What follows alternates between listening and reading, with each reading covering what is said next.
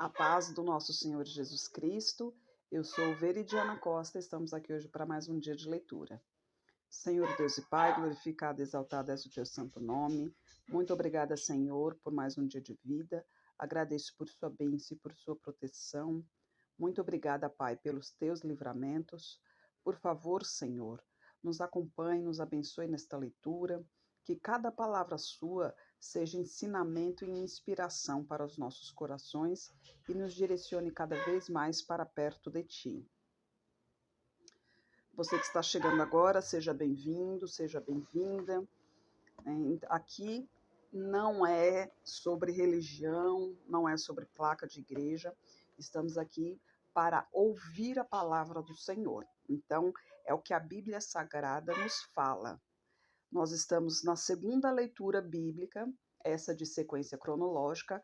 Eu sempre deixo aqui a playlist, né? Você pode entrar aí na playlist para ver a sequência, né? Para ir escutando de acordo à sequência, né? Ou seja, mais ou menos de acordo aos acontecimentos. Mas, se não quiser também, você pode dar sequência nesse vídeo aqui. Toda semana um vídeo novo, é uma leitura pequena, até mesmo para que você possa ouvir atentamente, né, para que você possa entender um pouco mais da palavra do Senhor.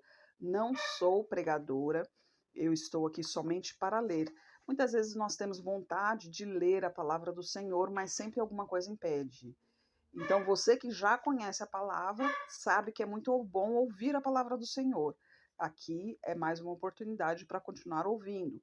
E você que não conhece, seja bem-vindo, para que você conheça a palavra do Senhor, para que você aprenda um pouco mais no Senhor. Eu não sou professora também, né? Ou seja, não estou aqui para ensinar. Eu estou aqui para apenas transmitir a palavra do Senhor. Nós estamos no segundo livro de Crônicas. Hoje a gente vai ver a partir do capítulo 33, onde fala da idolatria de Manassés. Tinha Manassés 12 anos de idade quando começou a reinar e 55 anos reinou em Jerusalém.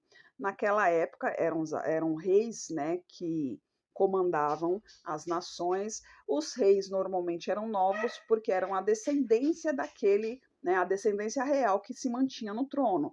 Mas quando era criança sempre tinha um conselheiro, alguém ali para direcioná-lo, né, no trono.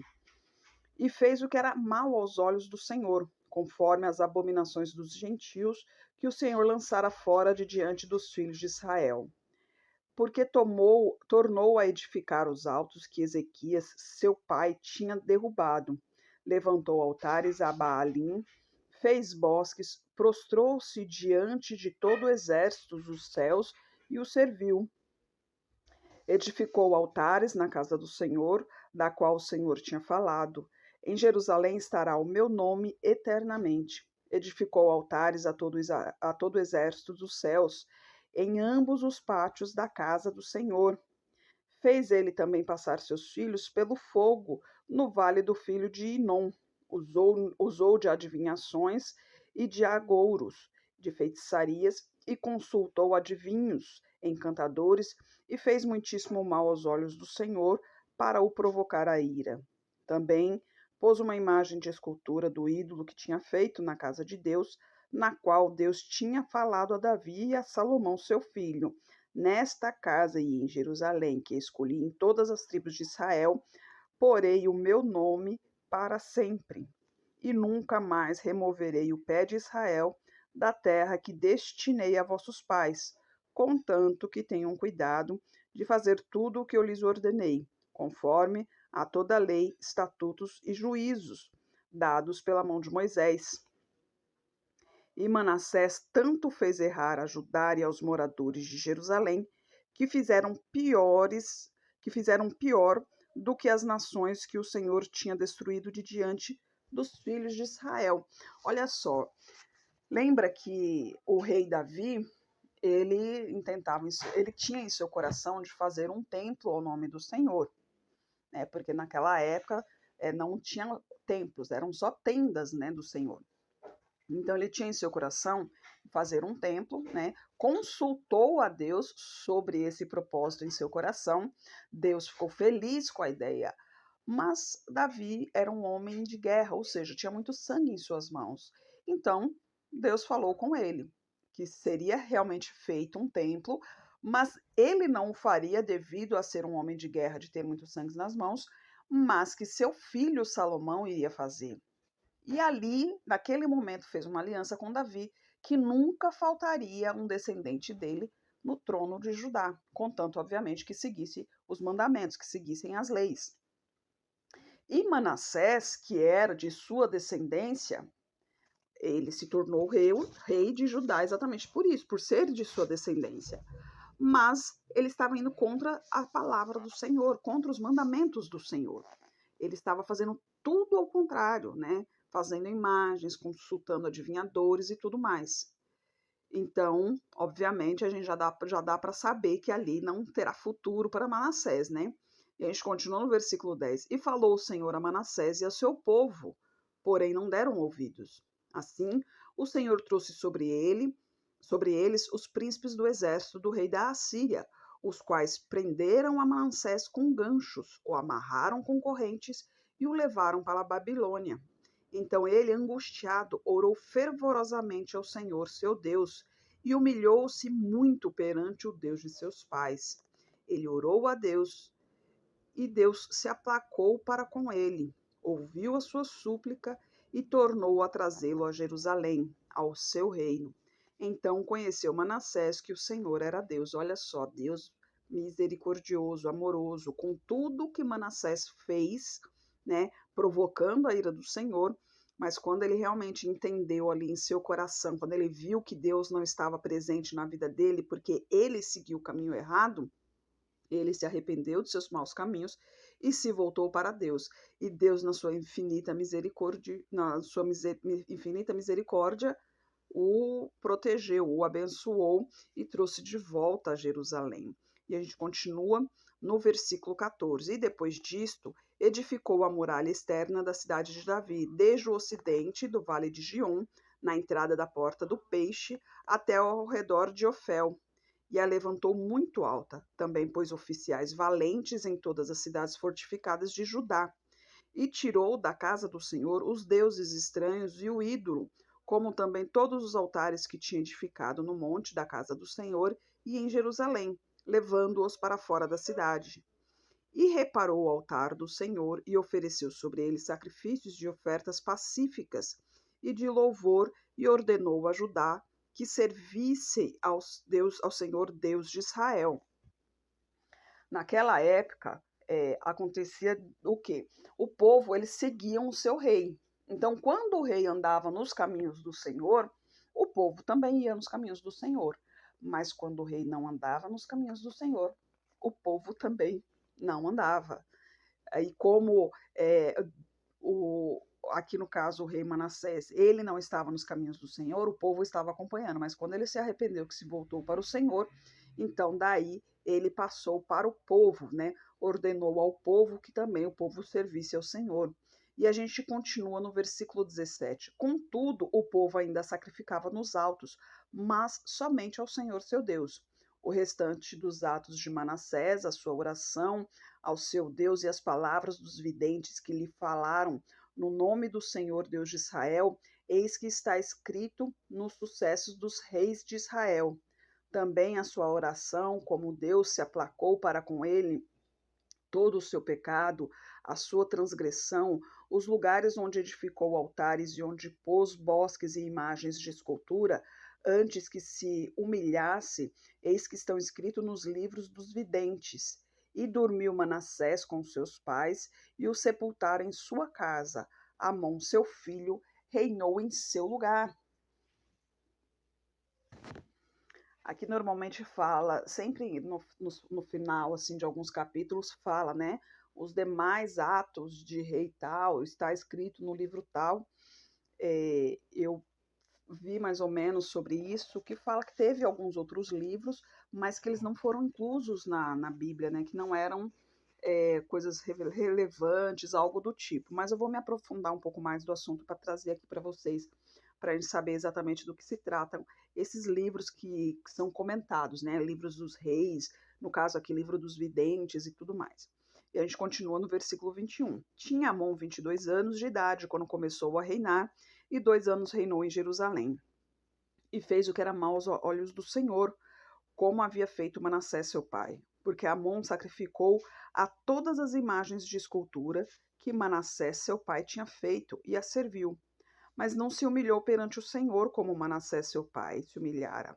Antes multiplicou Amon os seus delitos, e conspiraram contra ele os seus servos, e o mataram em sua casa. Porém o povo da terra feriu a todos quantos conspiraram contra o rei Amon, e fez reinar em seu lugar a Josias, seu filho. Olha só, Amon era da descendência de Davi, mas ele não seguiu os mandamentos do Senhor, né? Ele não seguiu a palavra do Senhor. Ele foi assassinado pelos servos. Os servos pagaram por isso, porque independente de qualquer coisa, você fez errado, obviamente, se tem uma punição pelo teu erro, né? E então eles foram punidos pelo próprio povo. Mas Josias, filho, né, continua a descendência de Davi. E ele começou a reinar. E o Josias, aqui no capítulo 34, a gente vai ver que ele abole a idolatria. Tinha Josias 8 anos quando começou a reinar, e 31 anos reinou em Jerusalém. Ele fez o que era reto aos olhos do Senhor, e andou nos caminhos de Davi seu pai, sem se desviar deles nem para a direita nem para a esquerda. Porque no 8º ano do seu reinado, sendo ainda moço, começou a buscar o Deus de Davi seu pai. No 12º ano começou a purificar a Judá e a Jerusalém, dos altos, dos bosques e das imagens de escultura e de fundição. E derrubaram perante ele os altares de Baalim. Ele despedaçou as imagens que estavam acima deles, e os bosques, as imagens de escultura e de fundição quebrou, reduziu a pó e o aspergiu sobre as sepulturas dos que lhes tinham sacrificado. Não fala nada em relação a esse ritual de espalhar, né? Aspergir, ou seja, de espalhar o pó das estátuas, né? Sobre os túmulos daqueles que fizeram o que era mal aos olhos do Senhor, que fizeram essas estátuas, que seguiram essas estátuas, né? Mas provavelmente ali era um ritual da época, querendo dizer que aquelas pessoas que morreram ali morreram afastadas do Senhor, morreram servindo ao pó, né? Não serviram a um Deus verdadeiro, né? A um Deus vivo, eles serviram a pó, né? Aquelas estátuas eram simplesmente poeira. E a gente continua no versículo 5. E os ossos dos sacerdotes queimou sobre os seus altares, assim purificou a Judá e a Jerusalém. O mesmo fez nas cidades de Manassés, de Efraim, de Simeão e ainda de Naphtali, em seus lugares assolados ao redor. E tendo derrubado os altares, os bosques e as imagens de escultura, até reduzi-los a pó, e tendo despedaçado todas as imagens do sol em toda a terra de Israel, então voltou para Jerusalém. E no ano 18º do seu reinado, havendo já purificado a terra e a casa, enviou a Satã, filho de Azalias, e Maazéias, maioral da cidade, e a Joá, filho de Joacás, registrador, para repararem a casa do Senhor seu Deus. E foram a Ilquias, sumo sacerdote, e deram-lhe o dinheiro que se tinha trazido à casa do Senhor, e que os levitas que guardavam o umbral tinham recebido da mão de Manassés, de Efraim, e de todo o restante de Israel, como também de todo o Judá, Benjamim e dos habitantes de Jerusalém. E eles os entregaram aos que tinham o encargo da obra e superintendiam a casa do Senhor. Os deram aos que faziam a obra e trabalhavam na casa do Senhor, para consertarem e repararem a casa. E deram-no aos mestres da obra e aos edificadores, para comprarem pedras lavradas e madeiras, para as junturas e para as vigas das casas que os reis de Judá tinham destruído. E estes homens trabalhavam fielmente na obra, sendo os seus superintendentes Jaate e Obadias, levitas dos filhos de Merari, como também Zacarias e Mesulão, dos filhos dos coatitas, para adiantarem a obra, e todos os levitas que eram entendidos em instrumentos de música estavam também sobre os carregados e dirigiam todos os que trabalhavam em alguma obra, e dentre os levitas havia escrivães, oficiais e porteiros, né? Cada um ali tinha a sua função. Olha só o que Deus nos está mostrando aqui, a organização, né? Então, a casa do Senhor tinha muita gente, né? Os levitas eram muitas pessoas, né? Os levitas eram aqueles separados somente para a obra do Senhor, né? Todo Israel ali era o povo de, todos os hebreus ali eram o povo de Deus, sim, era um povo de Deus, mas tinham as 12 tribos e tinham os levitas. Os levitas eram os povos, era uma tribo, né? A tribo dos levitas era uma tribo que foi separada para seguir somente, para cuidar somente das coisas do Senhor, das coisas de Deus, do templo, dos instrumentos, tudo relacionado a Deus, né? Inclusive naquela época, né, que tinha lepra e tudo, somente os levitas conseguiam reconhecer se realmente era lepra ou não. Então, é algo interessante que Deus nos mostra que mesmo dentre os levitas, cada um ali tinha a sua função. A ordem ali era rigorosa, né? A organização ali era rigorosa, cada um tinha a sua função e ninguém poderia traspassar da sua função. Era aquilo ali que você tinha que fazer e não podia deixar de fazer. E na sua falta tinha outro que substituísse. Mas todos os levitas, cada um era atribuído a um trabalho dentro do templo do Senhor. E a gente continua no versículo 14. E tirando eles o dinheiro que se tinha trazido à casa do Senhor, Ilquias, o sacerdote, achou o livro da lei do Senhor, dada pela mão de Moisés. E Ilquias disse a Safã, o escrivão: achei o livro na lei da casa do Senhor. E Ilquias deu seu livro a Safã, e Safã levou o livro ao rei e deu-lhe conta, dizendo: teus servos fazem tudo quanto se lhes encomendou. Gente, só uma correção aqui, é que eu cheguei a falar, que eu li aqui no versículo 8, né, falando que Manassés, depois que ele já tinha purificado a terra, enviou a Safã, filho de Azalias, ao maioral da cidade. Eu li errado, eu falei Satã, não é Safã, é porque a Bíblia aqui, a letra é pequena. Mas a gente continua aqui, no versículo 17. E ajuntaram dinheiro que se achou na casa do Senhor e o deram na mão dos superintendentes e na mão dos que faziam a obra. Além disso, Safã, o escrivão, fez saber o rei, dizendo: o sacerdote Ilquias entregou-me um livro, e Safã o leu diante do rei. Sucedeu que, ouvindo o rei as palavras da lei, rasgou as suas vestes. E o rei ordenou a Ilquias e a Aicão, filho de Safã, e a Abdom, filho de Mica, a Safã, o escrivão, e a Asaías, ministro do rei, dizendo: ide, consultai ao Senhor por mim e pelos que restam em Israel e em Judá sobre as palavras deste livro que se achou, porque grande é o furor do Senhor que se derramou sobre nós, porquanto nossos pais não guardaram a palavra do Senhor para fazerem conforme a tudo quanto está escrito neste livro. Olha só, Moisés, tudo que ele fez ali, toda a vida dele, Deus tinha ordenado a ele para que ele escrevesse num livro. E as leis, os mandamentos, estavam tudo ali. Só que esse livro ele estava guardado. Ele não foi. A obrigação era do rei, né, ler para toda a população, e de tempos em tempos continuar a ler. Era para deixar exposto para todos que quisessem ali consultar, mas que de tempos em tempos relesse esse livro, relesse esse livro perante o povo, para que o povo tivesse a consciência do que realmente Deus ordenou para cada um. Mas esse livro estava guardado. Então, quando o rei aqui soube da existência desse livro, né, que o escrivão leu esse livro, que ele percebeu que aquela leitura ali, que era realmente as leis que Deus deixou para nós ali, para seguirmos, e que nunca foi falado desse livro, ele se indignou com isso, né, rasgou as suas vestes, ou seja, é um momento de indignação. Ele se indignou com isso, falou: poxa, como que pode? Tem o livro das leis que Deus deixou para a gente através de Moisés, né? Que é o chamado a lei de Moisés, porque foi Moisés quem escreveu. tem a lei ali e nunca foi passado para o povo. Então, como que o povo vai saber exatamente o que agrada a Deus ou não, se não tem ninguém ali para esclarecer isso, né? E a gente continua no versículo 22.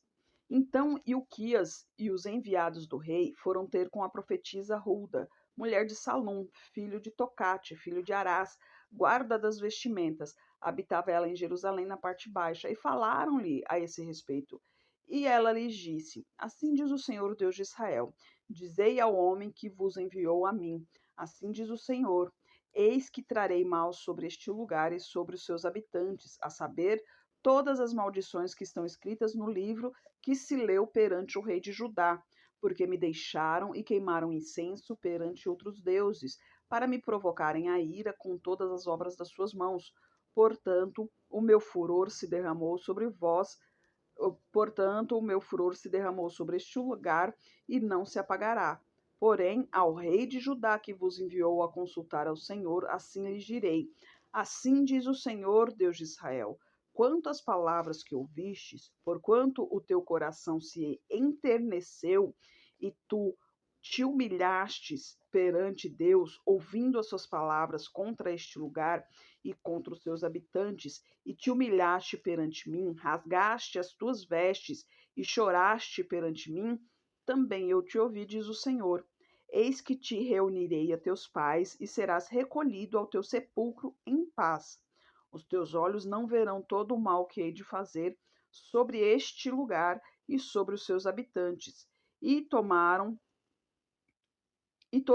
com esta resposta ao rei. Então o rei mandou reunir todos os anciãos de Judá e de Jerusalém. E o rei subiu à casa do Senhor com todos os homens de Judá, os habitantes de Jerusalém, os sacerdotes, os levitas e todo o povo, desde o maior até o menor, e leu aos ouvidos deles todas as palavras do livro da aliança que fora achado na casa do Senhor. E pôs-se o rei em pé em seu lugar e fez aliança perante o Senhor, para seguirem ao Senhor e para guardar os seus mandamentos, os seus testemunhos e os seus estatutos, com todo o seu coração e com toda a sua alma, cumprindo as palavras da aliança que estão escritas naquele livro. E fez com que todos quantos se achavam em Jerusalém e em Benjamim o assumissem. Então, os habitantes de Jerusalém fizeram conforme a aliança de Deus, o Deus de seus pais. E Josias tirou todas as abominações de todas as terras que eram os filhos de Israel, que eram dos filhos de Israel, obrigando a todos quantos se achavam em Israel a servirem ao Senhor, seu Deus. Enquanto ele viveu, não se desviaram de seguir o Senhor, o Deus de seus pais. Olha só que maravilha, né? Aqui, Josias, né, o rei, quando ele soube da leitura, né, ele rasgou suas vestes, né, se humilhando ali perante o Senhor, ele viu que realmente o povo não estava seguindo ao Senhor. Eles não tinham ali conhecimento adequado para seguir ao Senhor. Então, o que aconteceu? Ali Deus usou a profetisa, Deus iria, como se diz assim, Deus iria derramar o seu furor ali, porque o povo realmente estava fazendo tudo contra, né? Estava tendo imagens, adorando imagens, né? Se prostrando perante imagens, blasfemando ali o nome do Senhor. Mas o rei, ele não iria sofrer. Deus falou ali, né, que o povo iria sofrer por estar fazendo o que era mal aos olhos do Senhor, mas o rei não iria sofrer, porque Deus viu que ele se humilhou perante o Senhor, né, que quando ele viu que realmente a vontade do Senhor era totalmente diferente do que eles estavam seguindo ali, ele se humilhou perante o Senhor. Então ele não iria morrer. Mas o que que o rei fez? Olha a liderança como é. Aí é realmente liderança, porque ele poderia muito bem ter ficado quieto ali, ele iria morrer, mas na tranquilidade, ele iria morrer na paz, sabendo que morreu em Cristo Jesus, né? Aliás, morreu em Deus, né? Porque naquela época ainda não se ouvia falar sobre Jesus Cristo ainda, né? Ninguém sabia exatamente quem era Jesus Cristo. Mas ele ia morrer na presença do Senhor. Mas não, ele pensou no povo, ele pensou no seu povo. E o que ele fez? Ele chamou ali quem pôde vir, veio, e ali eles fizeram uma aliança com Deus. Falou: Não, Senhor, nós estamos aqui perante o Senhor, nos humilhamos perante o Senhor, nos entregamos ao Senhor. A partir de hoje, nós seguiremos a tua palavra fielmente. né? Contanto, obviamente, né? Porque a partir do momento que você segue a Deus, seus pecados são perdoados. Então, ali aquelas pessoas tiveram seus pecados perdoados e se voltaram para o Senhor. E a palavra diz, né, finaliza o capítulo dizendo que ninguém se desviou da palavra do Senhor enquanto Josias foi rei. Então, a liderança de Josias foi essa, de levar o povo rumo à direção do Senhor, né, rumo à direção do nosso Deus. E o povo se manteve ali na presença do Senhor. Então, isso é o que é importante para nós hoje. O importante para nós é exatamente isso, a gente se manter nos caminhos do Senhor. Tentação vem de todos os lados, provocações, provações, tem de todos os lados, frustrações, decepções. A palavra diz, né, não se admireis com o mundo, no sentido de que ilusão, né, que o mundo acaba nos provocando muita ilusão, achando que você vai ter isso, aquilo e aquilo outro, e é tudo ilusão, porque no final de tudo isso acaba. Mas também não se admireis com o mundo pelo fato de que no mundo jaz o maligno, no mundo pertence ao mal. Então, tudo que acontece de mal, a gente não tem que se admirar com isso, a gente não tem que ficar espantado com isso, porque o mundo pertence ao mal. O que a gente tem que fazer é ser diferente, a gente tem que se diferenciar, porque nós somos filhos do nosso Senhor, né? Nós somos os filhos de um Deus soberano, Deus altíssimo, um Deus vivo. Quem no mundo tem um Deus que te ouve e principalmente que te responde? Nós temos esse Deus. Então ele está conosco o tempo todo, ele está nos guiando. Quando andamos nos caminhos dele, a partir do momento que a gente entrega a nossa vida a ele, que a gente conhece a palavra, a gente sabe que isso aqui um dia tudo vai acabar. Então, o nosso propósito é o quê? É viver na presença do Senhor. É que no dia do julgamento o nosso nome esteja lá no livro da vida. E poder levar mais pessoas. Muita gente ainda não conhece a Jesus Cristo, muita gente ainda não sabe quem é Jesus Cristo, não sabe que isso aqui tudo é passageiro, que um dia realmente haverá um mundo verdadeiro, um mundo de amor, um mundo de paz, um mundo de benignidade. E a gente está lutando para chegar nesse mundo. E é muito bom poder levar mais pessoas a esse conhecimento. É muito bom poder conceder a pessoas, aliás, conceder entre aspas, né? Porque quem concede é Deus. Mas é muito bom levar o conhecimento para a pessoa entender que isso aqui tudo é passageiro e que um dia ela realmente será livre, né? Que ela não terá preocupação.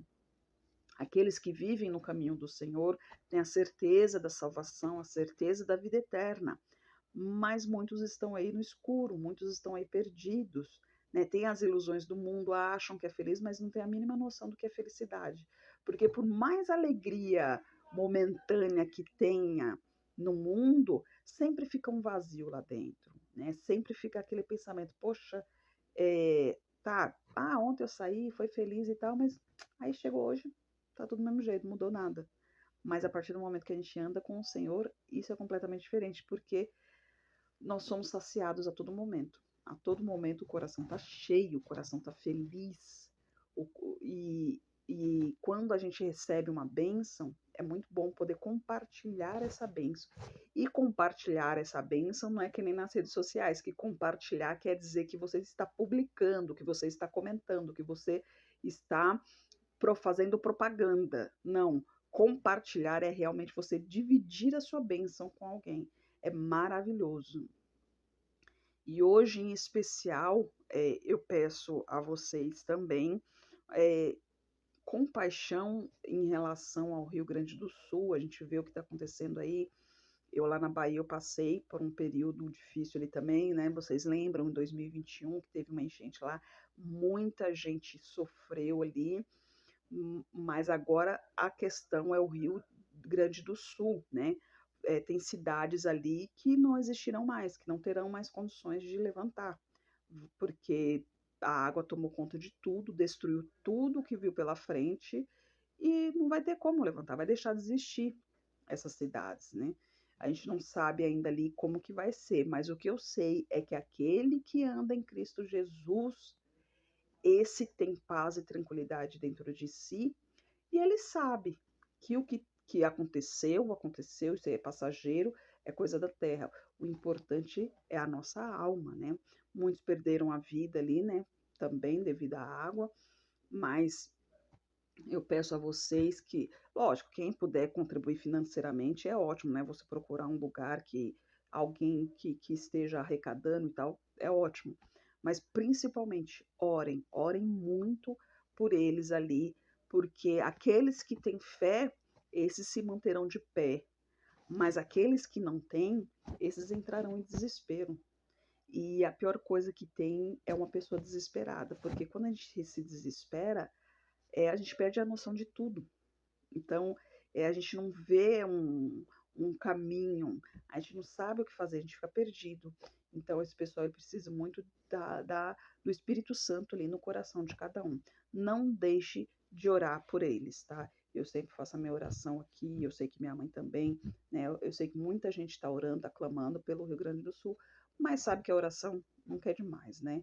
Então, se entregue ao Senhor, aproveite essa oportunidade também. Entregue o seu coração ao Senhor, deixa Ele te guiar. A palavra do Senhor diz para prová-lo. Então, prove ao Senhor, né? Faça um teste, entregue-se de corpo e alma ao Senhor, deixe Ele guiar a sua vida para você ver, para você sentir como vai mudar a sua vida. A partir do momento que a gente se entrega para Ele, a paz que a gente sente é tão grande que não tem palavras para explicar.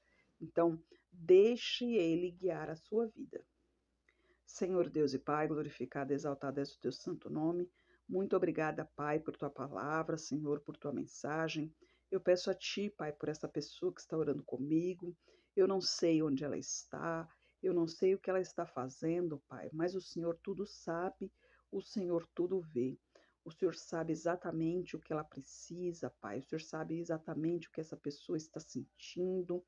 E o Senhor sabe exatamente como ela deve agir, Pai. Eu peço a Ti, Senhor, mostre o caminho a ela, Pai. Queime todo o mal, Senhor, queime toda a inveja, queime toda a enfermidade, Pai. Queima toda a indecisão, queima tudo que não lhe pertence, Pai. Derramai a Tua unção sobre ela, Senhor.